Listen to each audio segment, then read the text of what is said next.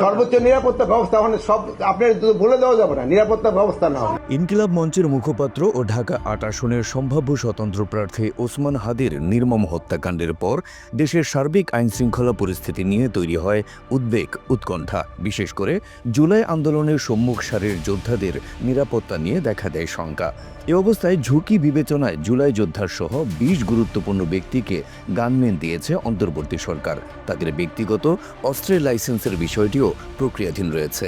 এই তালিকায় এনসিপির শীর্ষ নেতা সহ বিভিন্ন রাজনৈতিক দলের নেতা ও বিশিষ্ট ব্যক্তিরা রয়েছেন। ২২ ডিসেম্বর সোমবার দুপুরে সচিবালয়ে আইন শৃঙ্খলা সংক্রান্ত কমিটির বৈঠক শেষে ব্রিফিংয়ে এসব তথ্য দেন স্বরাষ্ট্র উপদেষ্টা মোহাম্মদ জাহাঙ্গীর আলম চৌধুরী।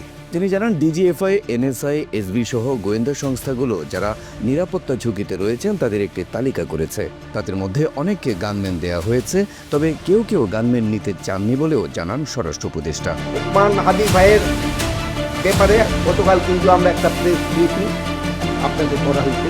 সরকারি সিদ্ধান্তে গানম্যান পাওয়া ব্যক্তিরা হলেন অন্তর্বর্তী সরকারের সাবেক উপদেষ্টা ও জাতীয় নাগরিক পার্টি এনসিপির আহ্বায়ক নাহিদ ইসলাম, সদস্য সচিব আখতার হোসেন, এনসিপির দক্ষিণাঞ্চলের মুখ্য সমন্বয়ক হাসনাত আবদুল্লাহ, উত্তরাঞ্চলের মুখ্য সমন্বয়ক সার্জিস আলম, মুখ্য সমন্বয়ক নাসির উদ্দিন পাটোয়ারি ও সিনিয়র যুগ্ম সদস্য সচিব তাসনিম জারা।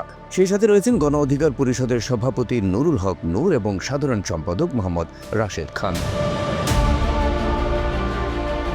কদিন আগে ভাঙচুর ও অগ্নিকাণ্ডের শিকার হওয়া প্রতিষ্ঠান প্রথম আলোর সম্পাদক মতিউর রহমান ও ডেইলি স্টারের সম্পাদক মাহফুজ আনামকেও গানম্যান দেওয়া হয়েছে বলে জানিয়েছেন স্বরাষ্ট্র উপদেষ্টা। এছাড়া বেশ কয়েকজন রাজনীতিক ও সংসদ সদস্য প্রার্থী গানম্যান ও অস্ত্রের লাইসেন্স চেয়ে আবেদন করেছেন। তাদের মধ্যে জামায়াত ইসলামীর আমির শফিকুর রহমানের জন্য সার্বক্ষণিক গানম্যান ও বাসভবনের নিরাপত্তার জন্য সশস্ত্র পুলিশ সদস্য চেয়ে স্বরাষ্ট্র মন্ত্রণালয়ে আবেদন করা হয়েছে।